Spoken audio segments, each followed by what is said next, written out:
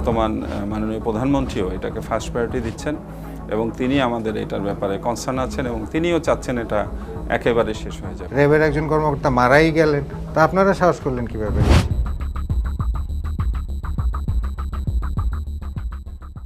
শুধু দর্শক, আপনাদের সবাইকে স্বাগত জানাচ্ছি ৭১ টেলিভিশনের পডকাস্ট আয়োজনে। আমাদের সঙ্গে অতিথি হিসেবে উপস্থিত আছেন বাংলাদেশ পুলিশের চট্টগ্রাম রেঞ্জের অতিরিক্ত ডিআইজি নাজিমুল হক।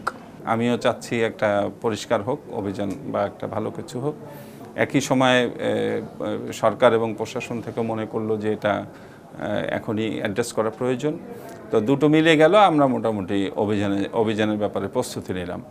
এ সময় আমাদের তৎকালীন সময় যে চট্টগ্রাম রেঞ্জে ডিআইজি স্যার ছিলেন আহসান হাবিব পলাশ স্যার, উনি এখন র্যাবের ডিজি স্যার আছেন, তিনি এবং এখনকার যে চট্টগ্রাম বিভাগীয় commissioner sir doctor Zia sir এবং তৎকালীন ডিজিএফআই প্রধান, এনএসআই প্রধান এবং এখনকার যে র্যাবের সিও, সবাই আমরা একটা মিটিংয়ে বসলাম।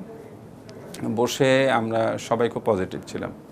তখন চট্টগ্রাম জেলার পুলিশ সুপার ছিল, চট্টগ্রাম জেলার ডিসি সাহেব ছিলেন, মোটামুটি কনসার্ন সব সংস্থার প্রধান ছিলেন। তো বসার পরে মোটামুটি সবাই এটাকে পজিটিভলি নিলেন এবং সিনিয়র স্যাররা আমাদেরকে খুবই উৎসাহ দিলেন।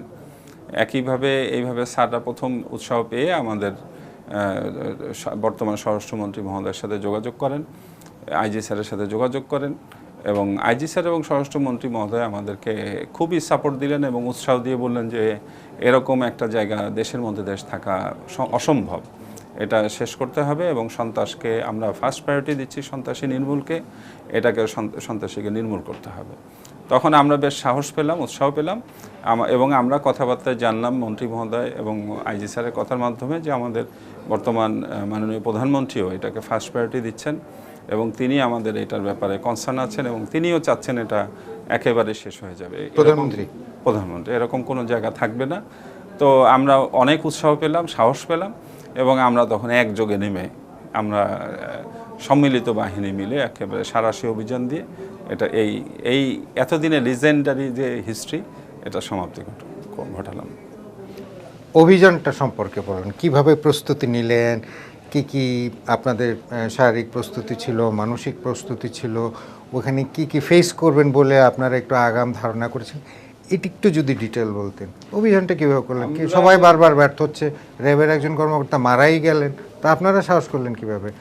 এটা যদি একটু ডিটেল বলতেন। এইখানে আমরা যখন ওই যে প্রথম মিটিংয়ে একটা প্রাইমারি সিদ্ধান্ত নিলাম যে এটা হবে, স্যারেরা যখন মন্ত্রী মহোদয়, আইজি স্যার এবং প্রধানমন্ত্রী সব জায়গায় যোগাযোগ করলেন এবং সবখান থেকেই বলল যে এটা আমাদের হাই প্রায়োরিটি এবং কোনো সন্ত্রাসী থাকবে না, এটা একদমই নির্মূল করতে হবে।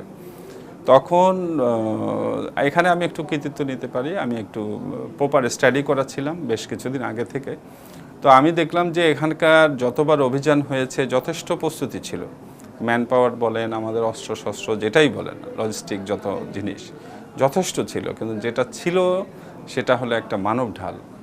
ওই এলাকার প্রায় ২০-৫০ হাজার নারী শিশু রাস্তায় নেমে যেত, পুরুষ লোকেরা নেমে যেত এবং ব্যাপকভাবে পুলিশের সাথে একটা মারামারি হতো। একটা সময় যে তাদের কল্যাণের কথা ভেবে, মানুষের ক্যাজুয়ালিটির কথা ভেবে আমাদেরকে ফিরে আসতে হতো। তো এরপরে আমি স্টাডি করে দেখলাম যে এই মানব ঢাল কীভাবে কন্ট্রোল করা যাবে। তো আমি এর ভেতরে ঢুকলাম, ভেতরে ঢুকে দেখলাম যে তাদেরকে উস্কে দেওয়া হয় এই বলে যে তোমাদেরকে উচ্ছেদ করতে পুলিশ আসতেছে। তখন আমরা একটা পলিসি চেঞ্জ করলাম যে না, আমরা ভেতরে ওয়ার্ক করব এবং এটা তাদের বিশ্বাসে নিয়ে আসতে ব্যবস্থা করতে হবে যে আমরা কোনো উচ্ছেদে আসছি না, আমরা একেবারে সন্ত্রাস নির্মূলে অভিযানে আসছি এবং সন্ত্রাসীদের ধরাটাই আমাদের প্রধান কাজ।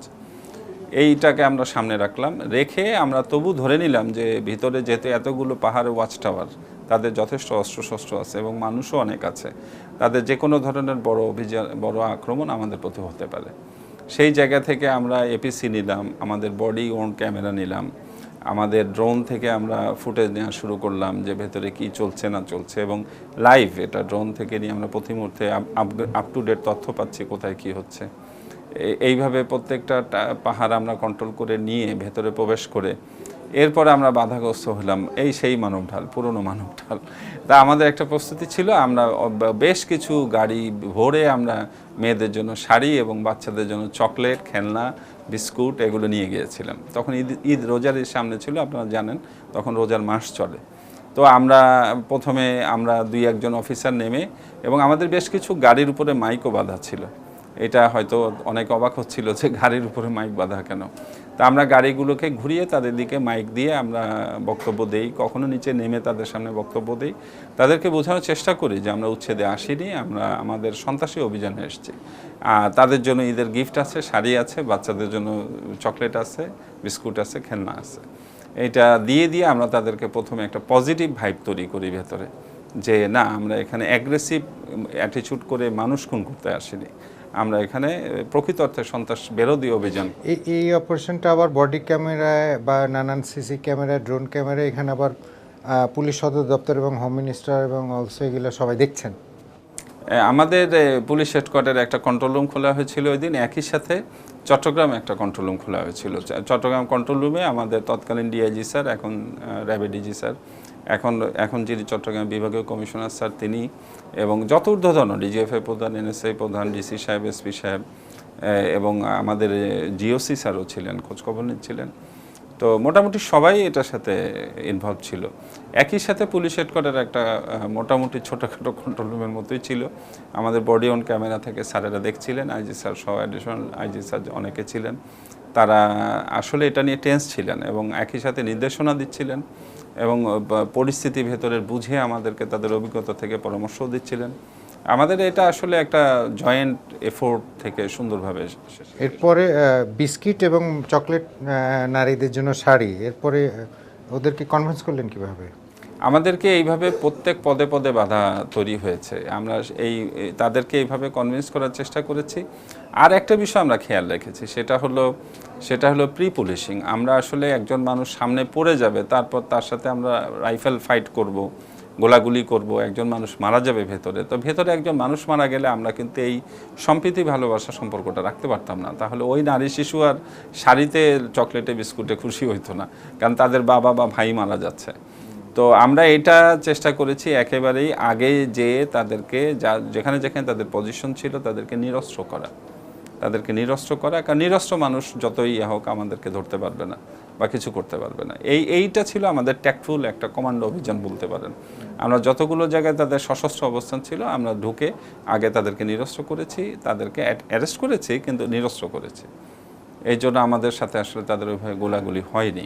এটা তো গেল সুযোগটা রাখি প্রথম অভিযান।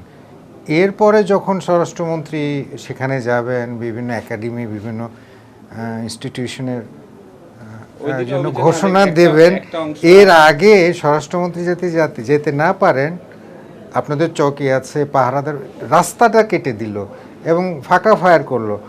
আপনারা এত সাকসেসফুলি আগেরটা করলেন, এরপরে আবার এই প্রক্রিয়াটা কি করে সম্ভব হলো, কেন করলো ওরা এগুলো?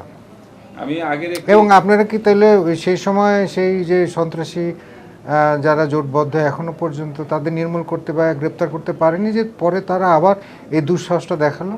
আমি আগের একটু এডিশন করে আসি, সেটা হলো আমাদের চলার পথে প্রচুর বাধা ছিল।